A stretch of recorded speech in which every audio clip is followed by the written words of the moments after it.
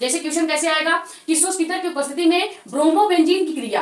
Bromobenzene का मतलब क्या है कि बेंजीन रिंग के ऊपर Br यानी ब्रोमीन का जुड़ना ही ब्रोमोबेंजीन कहलाता है। ठीक है, तो शुष्क ईथर यानी जो ड्राई ईथर होगा, सूखा ईथर जो होगा, उसकी उपस्थिति में ब्रोमोबेंजीन की क्रिया मैग्नीशियम से यानी Mg से कराते हैं तो क्या होता है। अब ये क्वेश्चन इतना बार पूछा है कि अगर हम यहाँ पे सन लिखने बैठते हैं कि 2023, 24, 25 तो बहुत ज्यादा और लाइन कवर हो जाती है, इसलिए हमने डायरेक्ट यहाँ पे वेरी इंपॉर्टेंट लिख दिया है। इसका मतलब ये रिएक्शन आपको देखकर ही जाना है।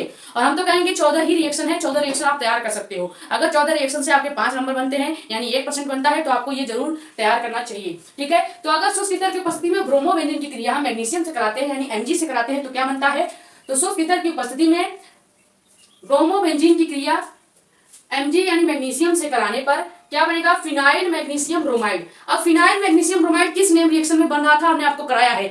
याद करिए, जब हमने आपको ग्रिग्नार्ड अपकर्मक यानी ग्रिग्नार्ड अपक्रिया कराई थी नेम रिएक्शन में, वहां पे लास्ट में जो कंपाउंड आपको बनता था प्रोडक्ट के रूप में, वो क्या बनता था, फिनाइल मैग्नीशियम ब्रोमाइड। ठीक है, तो कैसे बनेगा रिएक्शन एक बार फिर से देख लेते हैं। हमें किसकी क्रिया करानी है, ब्रोमोबेंजीन की क्रिया, यानी बेंजीन रिंग होगा और उस पर Br लगा देंगे यानी ब्रोमीन लगा देंगे। तो बेंजीन रिंग पर Br लगा दिया तो ब्रोमीन बन गया, और बेंजीन रिंग पे Br लगा है तो ब्रोमोबेंजीन पढ़ा जाएगा। इसका नाम क्या हो जाएगा, ब्रोमोबेंजीन।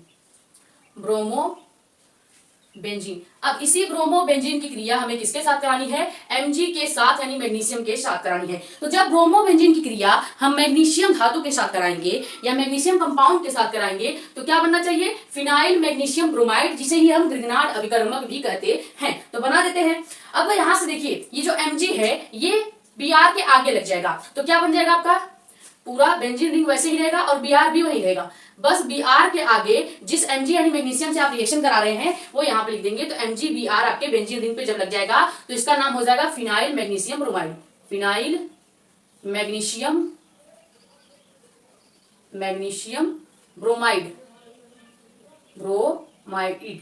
ठीक है, ये है आपका कंप्लीट रिएक्शन। तो यही छोटा सा रिएक्शन है। आपको डायरेक्ट कैसे पूछेगा कि शुष्क ईथर की उपस्थिति में ब्रोमोबेंजीन की क्रिया मैग्नीशियम से कराते हैं, केवल रासायनिक सूत्र लिखिए। तो आपको केवल ये रिएक्शन लिखना होगा। ये जो हमने हिंदी में लिख रखा है ये आपको वहां पर लिखने की जरूरत नहीं पड़ेगी। ये केवल हमने आपको समझाने के लिए लिखा है, ताकि आप अगर हिंदी वाला पढ़ेंगे तो आपको रिएक्शन भी अच्छे से समझ में आएगा। और अगर आप ऐसा नहीं है कि बोर्ड एग्जाम में लिख देंगे तो नंबर कटेगा, बिल्कुल नहीं, लेकिन आपका टाइम जाएगा। जितना कहा जाए आप उतना ही ज्ञान वहां पे दीजिएगा, ज्यादा अपना दिमाग वहां पे मत लगाइएगा। अगर केवल रिएक्शन या केवल रासायनिक सूत्र लिखने को कहेगा तो केवल केवल रिएक्शन ही लिख के आएंगे।